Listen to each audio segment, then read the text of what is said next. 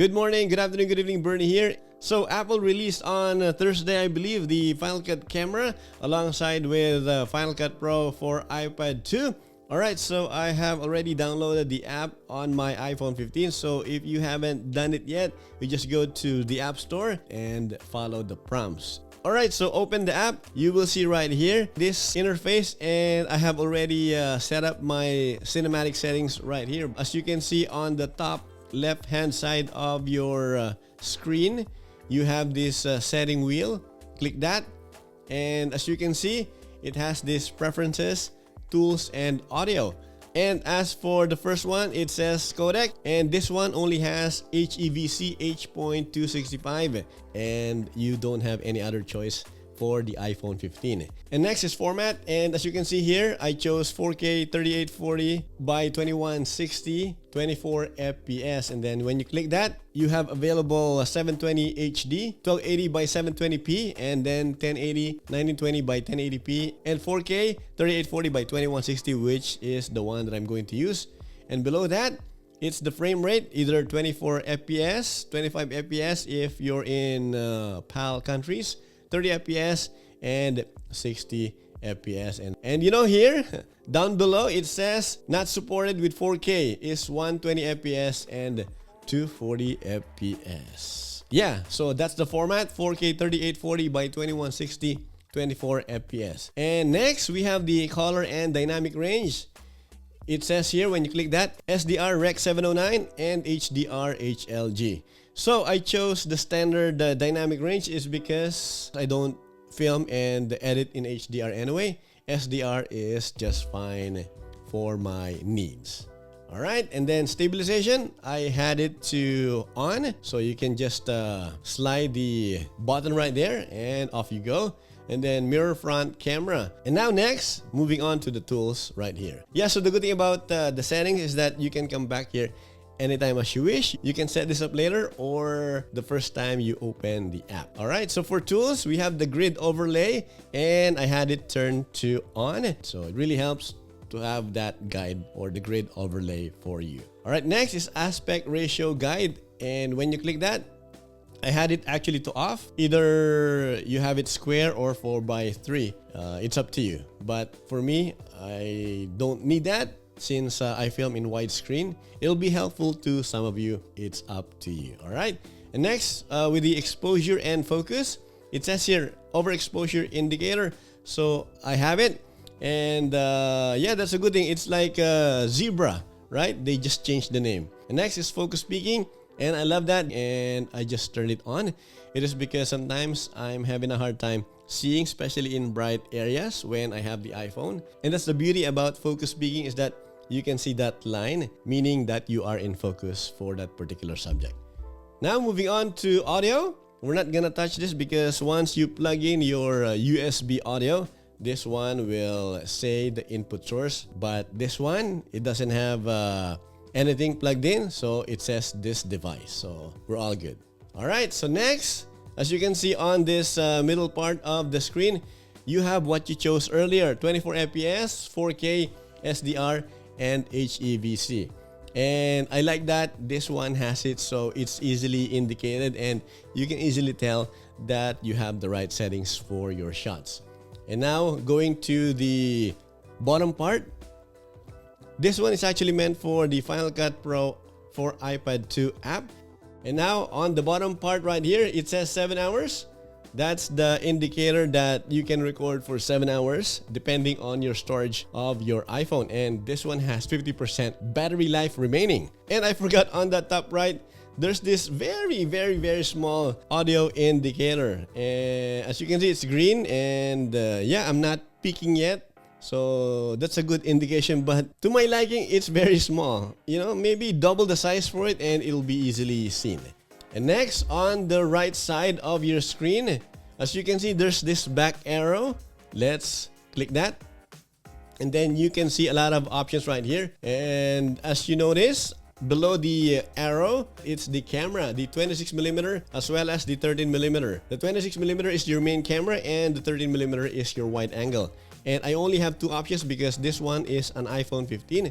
But if you have the iPhone 15 Pro and the Pro Max, you will have 3 cameras. And below that, we have here the zoom function. See, you can digitally zoom. You can zoom in up to 10 times. Okay.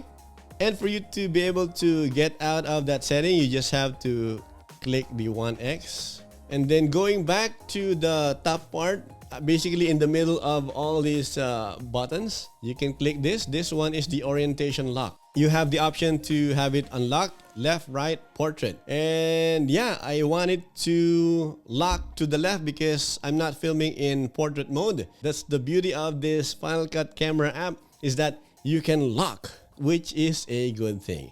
And now next, we have the AF, the autofocus. And you know what? The iPhone 15 is amazing when it comes to autofocus, and I actually trust it now that it can get the job done and I'm always in focus. So I just leave this in autofocus mode, but you can actually click the auto right here and you can manually enable it. As you can see, the focus peaking is in effect right now. That's the beauty about this one. But then again, I just have it set to autofocus because I don't have to worry about it. Next is this, shutter speed and the ISO setting that you can change manually. I had it set to manual, but definitely you can have it to auto. But for me, I want to be in control of my shutter speed and the ISO. Alright, so now first option is the shutter, which is 1/48 of a second. And why did I choose that? Because I'm filming in 24 frames per second and it's always double the frame rate. So you get this nice motion blur when you're filming in 24p. Yeah, even though this one doesn't have a shutter angle, you can set it, and once you set it, just leave it and it won't change a thing. Let's say you're filming in 60p, then double the shutter speed. So 120 shutter speed so that you have a nice motion blur. The only thing about that is when you're filming in 60p and you have 120 shutter speed is that you will have kind of like a dimmer shot. So to compensate that, put a good lighting. Good lighting is key when you're filming. Alright, so next is the ISO, and I have it to manual as well, and it's a good thing that we have this manual option. So it's locked to your choice and to your lighting environment. And next is the white balance, and as you can see right here, it says 5500K because I have daylight balance lighting and I match it to my camera, so it makes sense for me to choose 5500K. But definitely you can change that by scrolling up and down. And as you can see, I go all the way to 10,000K to 2500K and it's blue right now. Alright, first option, when you click the bottom part, it says here fixed because that's what I chose. You can have it in automatic mode. Let's see. There you go, and it's giving me 6400K. But we don't want to do that. We have it fixed.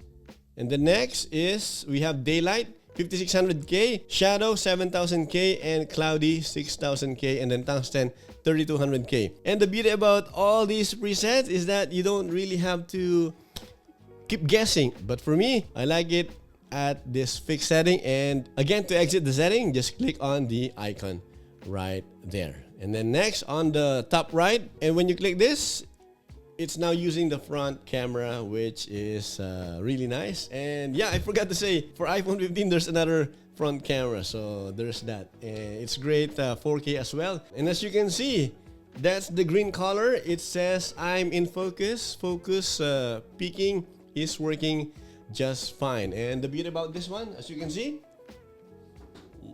yeah, this is in AF mode, which is really nice. Alright, and then let's go back to the main camera. And most importantly is that this one has the record button. So don't forget to hit that record button before anything else, right? And as you can see here in the bottom part, this is where the iPhone 15 stores your shots. And as you can see, I just filmed a little bit earlier. And maybe after exiting the app and you go to your Photos app, you won't be able to see your images, your recorded images, because the Final Cut Camera app stores your images inside the app itself. I would say, this one is easy to use as well, just like the Blackmagic camera app. I really like the simplicity of this one. And as for the Blackmagic camera app, and for this one, again, sadly, that you have to use when you're filming outdoors an ND filter outside because you can't change the aperture. So my question now is, will you be downloading the Final Cut camera, or you will keep using the Blackmagic camera app, which are both free? Alright, so yeah, that's about it for the walkthrough of the Final Cut camera. I hope that this video is helpful to you. Yeah, thanks for watching. This is Bernie. Until next time, goodbye for now.